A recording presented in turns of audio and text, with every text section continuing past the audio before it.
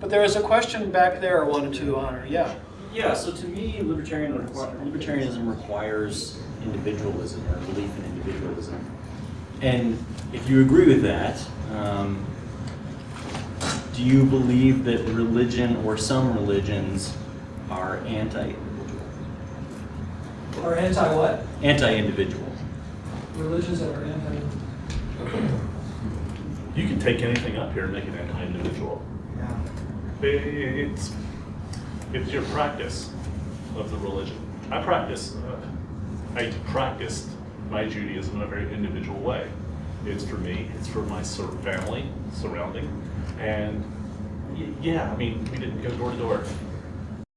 We didn't proselytize, we didn't do any of that. It's very internal, and I didn't really bring it up a whole lot unless it became an issue that needed to be talked about.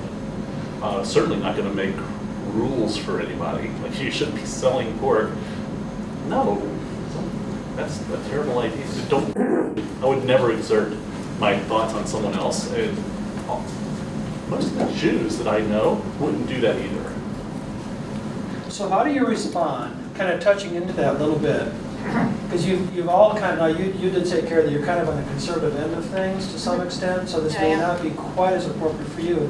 When somebody says, well, you're not a real fill in the blank. Oh no, I get that.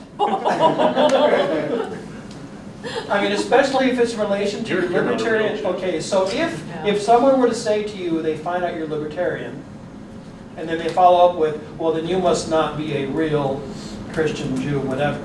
How do you respond to that? I have a great credit rating. What? Oh. No, your opinion matters not. Sorry. You can have any doubt you want. We'll figure it out one day. Well, yeah, I got 10 people on city council who agree with me, and we're going to pass a law. So, my opinion does matter if I can get other people to agree with me. Well, no. I mean, the premise was, well, you're not a real blank. Right? Yeah. Go F yourself. Yeah. That's scriptural. Actually, it is. Yeah, just I think it's in the Mishnah. I think it says sticks and stones will. That's in the okay. Mishnah. Yeah. There you go. Do you have a response to that? Well, nobody. You're not a real Christian. All those tattoos, boots. Yeah, no kidding. Yeah, I mean, to my face, it doesn't really happen all that much. But you got a big heart. On Facebook, it happens, but then I just make fun of them and move on. Yeah, it doesn't really. To me, it doesn't. I don't push it on anybody. I don't. I believe what I believe. I believe what I see is true. I believe what I read is true. And if somebody comes to me and says, you're not a real Christian, I don't really care. It doesn't. You're not going to But are you argue supposed to go and teach these, go ye therefore and teach all nations?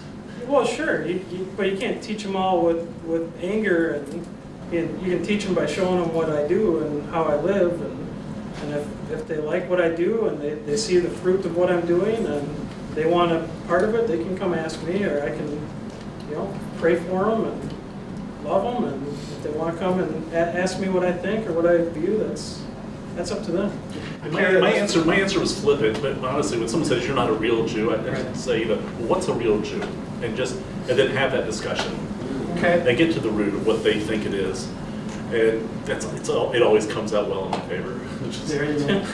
Kara, that kind of pushed your button when I asked the question. You were laughing. People say that to you all the time. You're not a real. Yeah, unless you pretty much support Bernie Sanders right now, you are not a real pagan.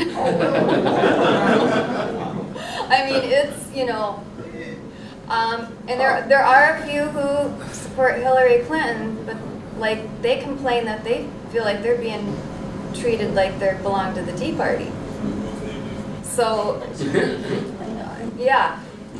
So no, I frequently get told you can't possibly, you aren't one of us. You're not part of us. I get told I'm a fifth columnist. I'm trying to, go in there and destroy them from within because I must be a secret Christian. You know, and Because you're a libertarian? because I'm a libertarian. Yeah, there's been some surveying being done, and although pagans like to portray themselves as being extremely poor, they are actually, average incomes is higher than the general population, so is education as well. Same thing can be said for atheists, by the way. So, In general, higher than average education and higher income level. yeah, Well, I understand the education.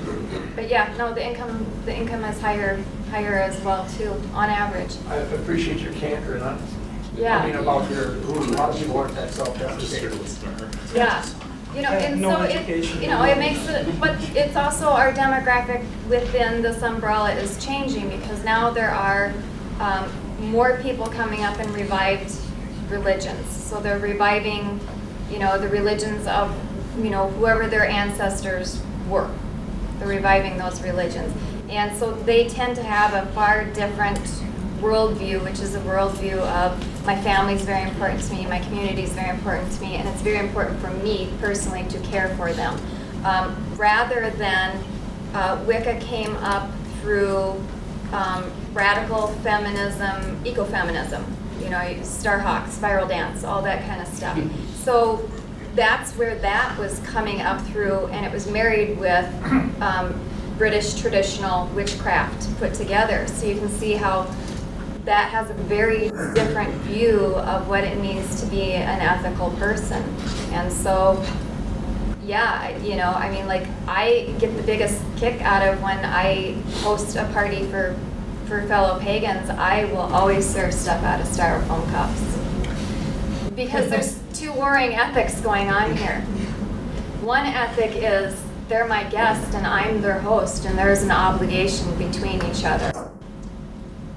The second obligation is, my God, that's a styrofoam cup! You hate our mother the earth. And so I like to do that and see which ethic is going to play out. Because if the ethic of hospitality between guest and host is number one, they don't say a word, they accept it, they think, you know, they behave as a guest.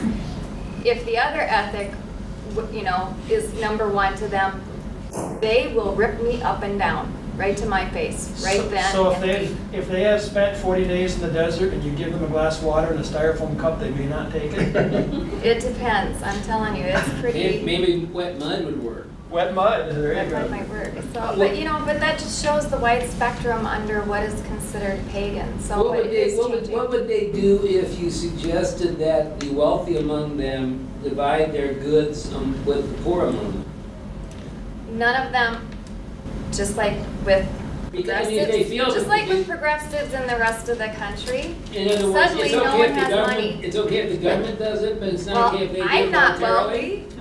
Well, no, That would be me. I'm not wealthy. You accept it, but, I mean, but I'm saying, would they say it's okay if the government does it, but not them doing it voluntarily? Their idea is people would not do it voluntarily, and also people really can't be trusted to do it voluntarily. Even if they were willing to do it at that group? They couldn't be trusted to do There it, are even if they were some- willing to do it themselves. There are some pagan groups who do practice voluntary communalism, Mhm.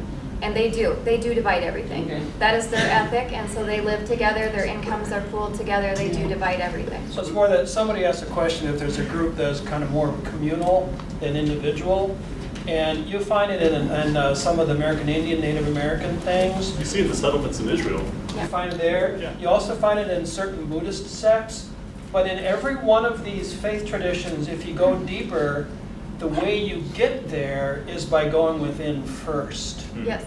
Just like you mentioned earlier, you take care of yourself. Why? So that you can serve others. I don't know what when I was in the 60s and 70s, when I was growing up. No. It's all right, just laughing, because it's usually fun to go there. Right, right. I have a question though. I'd like to see a show of hands. How many of you in this room, now we haven't talked about what your faith backgrounds is, as any. How many of you have ever had a significant challenge in a relationship because you are libertarian within the context of your faith tradition? Okay. So almost half of you. That's just interesting to me. Yeah. Any other questions? That's that wrestling I was talking about. You got the conflict and trying to figure out, you know. Here's how I deal with the ultra-conservative or liberal or whatever you want to call it. Either side is when they start throwing Bible verses at me and whatever and want to argue my libertarianism, I just go, I don't know, man. God is good, devil bad. Just write it down, live by those, and move on. Okay. That's how I do it. But there's a lot of people that think the devil's by that. But then they're not Christian. Well, they don't care. Yeah, they don't care. Then move on. But they have rights. They have the rights to God good, devil bad. It's really easy. It's not that hard of a topic. Well, and that's the thing. I mean, I'm willing to. I have a right to judge my life. I don't have a right to judge your life. In other words, as Christ said, let he who is without sin cast the first stone. Well said. Unfortunately, there are a lot of people in every religion that would be happy to argue with you on that. I know, and then I ask them to justify it. I think the point is that if you're religious or not religious, and you're a libertarian, you can separate the two. Just because you're Christian, Jewish, pagan, atheist, you can separate the two and still live your life, not forcing others to live the way you decide to live. Well, then let me ask you this question, kind of a follow-up to before. And this is my own baggage because being raised Missouri Synod Lutheran and the idea of being the individual as libertarian, how many of us buy the story that man is inherently evil? You're asking. Do you believe man is inherently evil, greedy, out for themselves? Okay, but often we get people, oh, they're greedy. We need to squash them down. So how many of you believe that the average human being is inherently good? Yeah. Okay. Well, that's kind of what makes you a libertarian. I mean, I personally, people are surprised. They find out that I'm an ordained minister and I'm a chaplain libertarian, and I say, I don't see how I can be anything but. Because to me, being a libertarian is a spiritual practice. It is the best way to live the life of Jesus. You know? Yes, ma'am. It seems to me as if a lot of these faiths are being hijacked by collectivism. Because I'm hearing everyone, I really appreciate Kara, and I appreciate that because this is something I've heard before, but I'm being reminded of it again, and I thank you for that. But it seems, doesn't it feel as if all of these religions, all of them are being hijacked by something that's stronger, that seems to be a movement that kind of takes over the religion. You're referencing to groupthink. That's right. It's groupthink. Or mob rule. Because that's basically an individual religion that spans outward to the community, where all of them are. I mean, but it's very interesting to me because it seems like it's being hijacked because it's not the original faith of anybody up here, I don't think. Like, is there a collective? Isn't that something that's always happened? It's always kind of been, you got an audience that's ready to learn. If you have something you want to get done, that's the audience you go to, is the people you're preaching to. And religion is often very successfully used as a marketing tool because it's emotional. Yep. So that's there. We are out of time.